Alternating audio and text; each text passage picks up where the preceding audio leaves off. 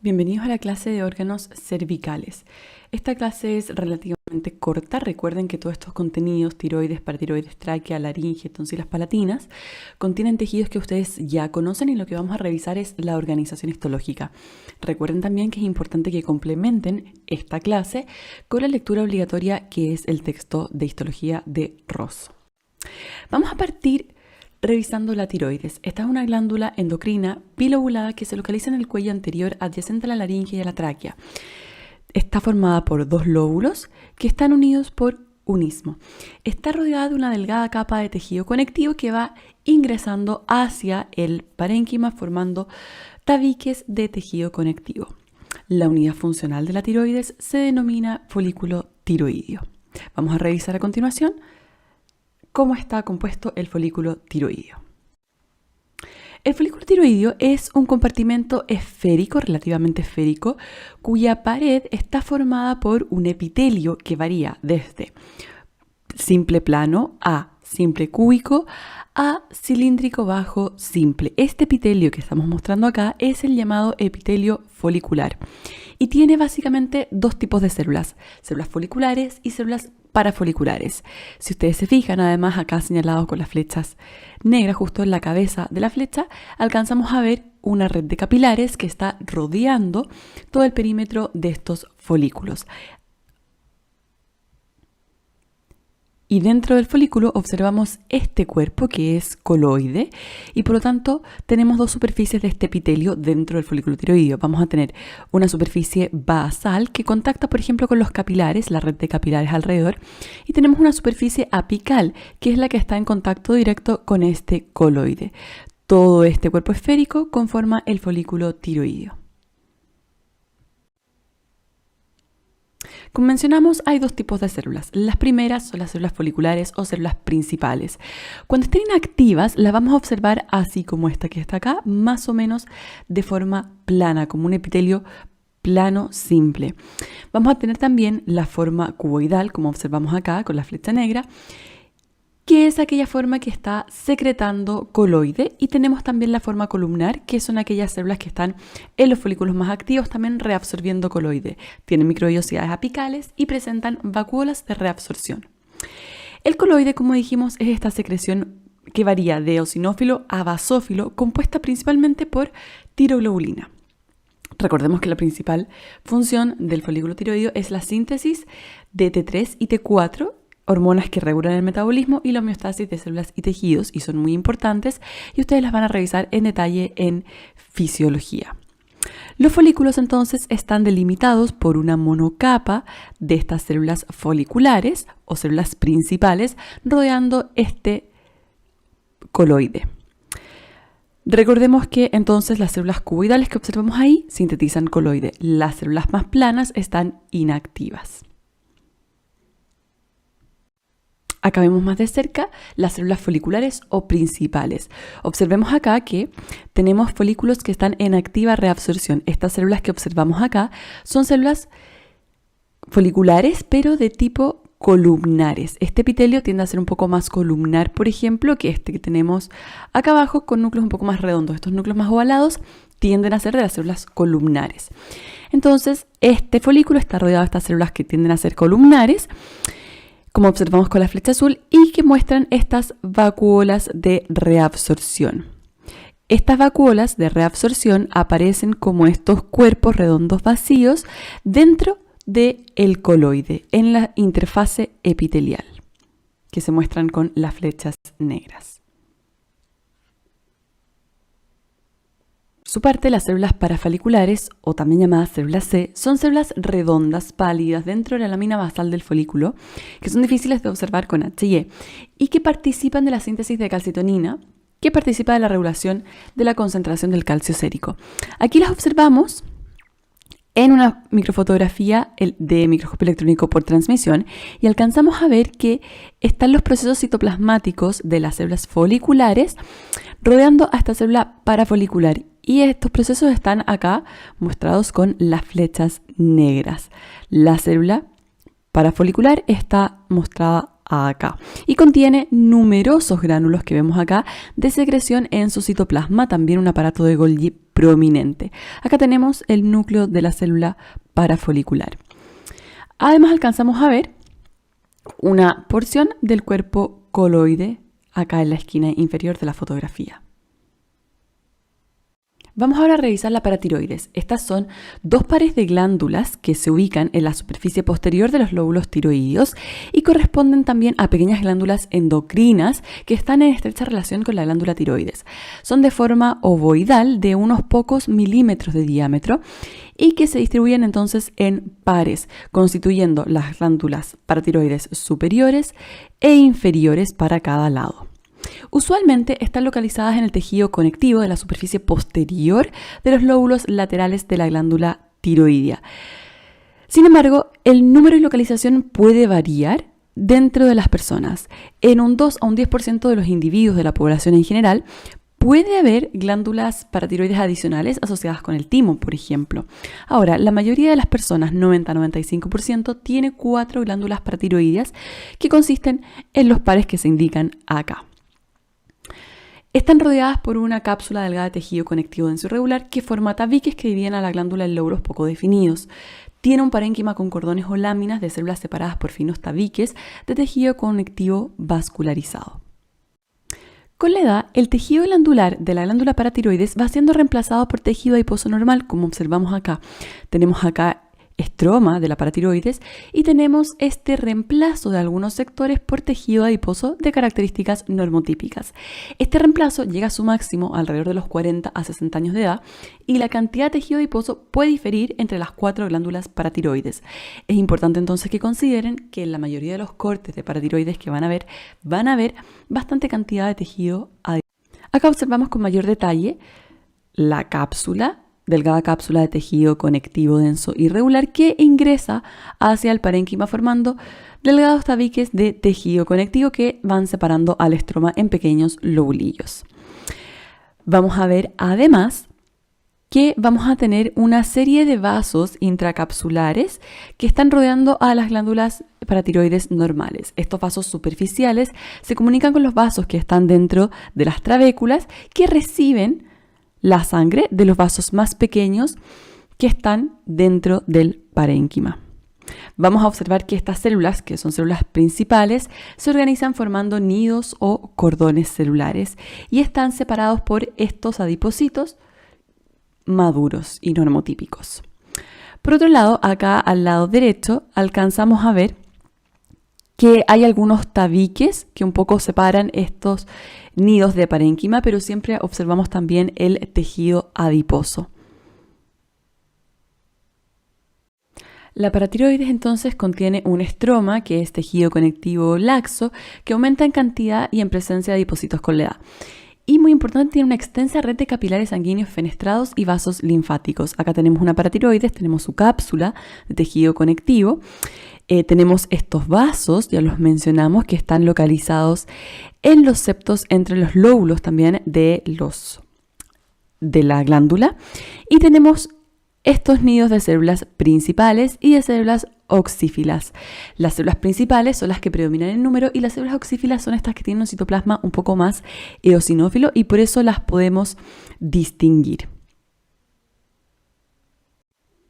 Las células principales son estas células poliédricas de núcleo central con un citoplasma más o menos pálido. Participan de la regulación del calcio y fosfato a través de la síntesis de la hormona paratiroidea o PTH. Por su parte, las células oxífilas son células grandes, como observamos acá, con un citoplasma eosinófilo. Se distinguen fácilmente entonces de las células principales. Están presentes en menor proporción dentro de la glándula paratiroides, no tienen función secretoria y no está muy clara su función. Ahora bien, vamos avanzando hacia lo que es la tráquea, otro de los constituyentes de la región cervical. Tienen constituyentes histológicos que son bastante claros y se dividen en mucosa, submucosa, cartílago y adventicia. Acá en esta fotografía observamos el esófago y su relación con la tráquea. Importante recordar que la tráquea y el esófago están en estrecha relación. En este caso vemos una fotografía en la base del cuello. Y vamos a tener la presencia de anillos cartilaginosos en forma de C y que son incompletos en la porción en que la tráquea se relaciona con el esófago. Este gap o este espacio entre los cartílagos está en la zona adyacente al esófago y acá hay una membrana que es una membrana fibroelástica que contiene el músculo traqueal y numerosas glándulas seromucosas. En este espécimen alcanzamos a ver que hay algunas zonas que están un poco más transformadas en tejido óseo dentro del cartílago. Pero esto es poco frecuente. La verdad es que en los cortes que vayan a observar, van a observar los cartílagos traqueales de cartílago hialino bastante normal. Vamos a revisar entonces sus componentes. Es clásico que en los cortes de tráquea van a ver estas 4 capas bastante bien demarcadas. Vamos a tener la mucosa, la submucosa, la capa de cartílago y más abajo vamos a tener la capa de lo que es la adventicia. En este caso alcanzamos a ver el epitelio de superficie, la lámina propia subyacente, vamos a ver también glándulas seromucosas y el cartílago hialino de la tráquea. No alcanzamos a ver acá la capa adventicia, pero las vamos a revisar una a una. Vamos a revisar primero la mucosa de la tráquea. Recordemos que la definición de mucosa corresponde a un epitelio más su lámina propia. En este caso, la mucosa está revestida por este epitelio, que es un epitelio cilíndrico, pseudoestratificado, ciliado, con células caliciformes, como se observa acá señalado por la flecha blanca. Las microvellosidades también están presentes y están señaladas acá con la flecha negra. Los constituyentes celulares epiteliales son bastante claros. Tenemos estas células cilíndricas altas. Recordemos que es un epitelio pseudoestratificado. Todas las células llegan a la membrana basal. La membrana basal de este epitelio es bastante gruesa y la alcanzan a observar acá en toda esta zona. Vamos a tener también estas células que tienen borde en cepillo con microvellosidades. Vamos a tener también células endocrinas de Kulczycki, que son células granulares pequeñas y que son difíciles de observar y que corresponden a células del sistema endocrino difuso que poseen en su citoplasma granos densos rodeados de una membrana y van a contener, por ejemplo, sustancia P, encefalinas, etc. y son más difíciles de observar en estos cortes. Y por supuesto, recordemos que tenemos las células basales, que son las células a partir de las cuales se regenera este epitelio. Distinguimos el epitelio respiratorio porque la membrana basal siempre es bastante gruesa. ¿Ya? Esa es una pista para ubicarse en el epitelio de la tráquea. Y la lámina propia es de tejido conectivo laxo. Tenemos acá algunos haces colágenos y algunos núcleos de fibroblastos y por supuesto linfocitos también difusos en el tejido. Por su parte, la submucosa corresponde al tejido que está inmediatamente debajo de la mucosa, es decir, debajo del epitelio y su lámina propia, y en este caso corresponde a tejido conectivo, denso y regular con vasos sanguíneos, vasos linfáticos, nervios y, muy importante, glándulas con adenómeros seromucosos y de tipo túbulo acinar. Estas últimas glándulas pueden alcanzar incluso la adventicia en la zona posterior de la tráquea. Acá observamos estas glándulas con detalle, que son las glándulas submucosas de la tráquea y que son bastante similares a aquellas que encontramos en las glándulas salivales. Se organizan en pequeños lobulillos asociados con un ducto excretor, como observamos acá, que lleva las secreciones hacia la superficie luminal de la tráquea. Dentro de cada lobulillo vamos a encontrar estos acinos, que son por supuesto seromucosos. Acá tenemos uno seroso y acá tenemos un acino mucoso con un casquete o semiluna serosa. Recordemos que la secreción serosa la van a ver de este color basófilo más intenso con un citoplasma claramente granular, mientras que la secreción mucosa, señalada acá con las flechas negras, va a ser un citoplasma granular pero mucho más claro. Ahora, bajo estas glándulas submucosas vamos a encontrar los cartílagos o anillos cartilaginosos traqueales, que se caracterizan por ser anillos incompletos en forma de C, con convexidad anterior, compuestos por cartílago hialino que tiende a osificarse un poco con la edad. La cara posterior libre, sin cartílago, va a contener músculo liso, que es el músculo traqueal. Va a tener también algunas glándulas seromucosas y va a tener una membrana fibroelástica de disposición longitudinal. Acá ustedes observan este corte de una porción del cartílago hialino. Tenemos acá que está rodeado por el pericondrio. Recuerden que el pericondrio tiene 2 capas. Tenemos el pericondrio fibroso y el pericondrio celular, que son los que entregan nutrición a este cartílago hialino. Muy importante que este cartílago hialino tiene la organización normal del cartílago hialino y vamos a observar a los condrocitos organizados en grupos isógenos. Y por último, ya hacia la superficie externa de la tráquea tenemos la adventicia, que es este tejido conectivo laxo con vasos sanguíneos, linfáticos y también algunos nervios, y que por supuesto vamos a observar acá, contiene también algunos adipocitos. Y muy importante, no hay un revestimiento mesotelial. Vamos a avanzar ahora revisando la laringe.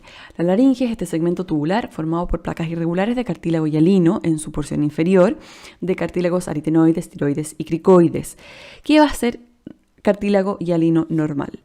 Por otra parte, vamos a tener también cartílago elástico en la porción superior del aritenoides, epiglotis, del corniculado y del cuneiformes.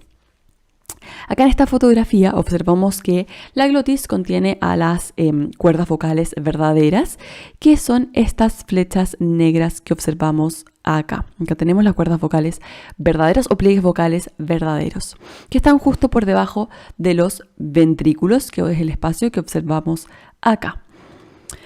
La supraglotis está también compuesta de la epiglotis, que la observamos acá, toda esta zona es la epiglotis, y los pliegues o cuerdas vocales falsas, que son estas formaciones que observamos acá, pliegues o cuerdas vocales falsas. Y por supuesto, los pliegues ariepiglóticos que observamos acá en esta zona. Acá vemos lo mismo, pero con más detalle histológico. Tenemos acá una fotografía de una sección de la laringe que muestra las tres partes de la laringe. Tenemos el vestíbulo que está entre ambos pliegues ventriculares.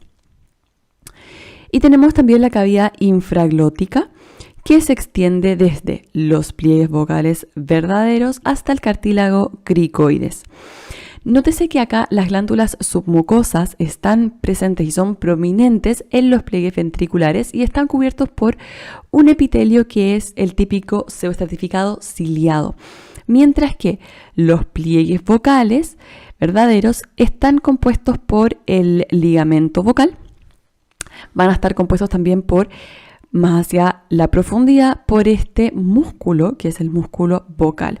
Y también vamos a observar acá estos numerosos nódulos linfoides que están presentes dentro de la laringe, que se observan acá con la flecha negra. El vestíbulo entonces es este espacio superior a los pliegues vestibulares o ventriculares, que son las cuerdas vocales falsas o pliegues vocales falsos. Y vamos a ver acá que el revestimiento es de epitelio cilíndrico, pseudoestratificado, ciliado con células caliciformes y que va a presentar en la lámina propia glándulas seromucosas, como observamos acá, pero también tejido linfoide, difuso y nodular. Las glándulas, recordemos, mucosas van a ser más prominentes en estos pliegues ventriculares o vestibulares. Por otra parte, los pliegues o cuerdas vocales verdaderas van a ser estos repliegues de la mucosa revestidos por epitelio plano o escamoso, no queratinizado, con tejido conjuntivo en el espacio de Reinke. Van a tener también ligamento de sostén, que es el ligamento vocal, y tejido muscular estriado esquelético, como se observa acá, que es el músculo vocal. Entonces, estos pliegues vocales verdaderos contienen a este músculo vocal. La lámina propia entre el músculo vocal y la superficie del epitelio es el espacio de Reinke y contiene relativamente pocos capilares y no tiene vasos linfáticos. Acá observamos de más cerca el epitelio, que es un epitelio plano, estratificado, no queratinizado, que reviste a los pliegues o cuerdas vocales verdaderas.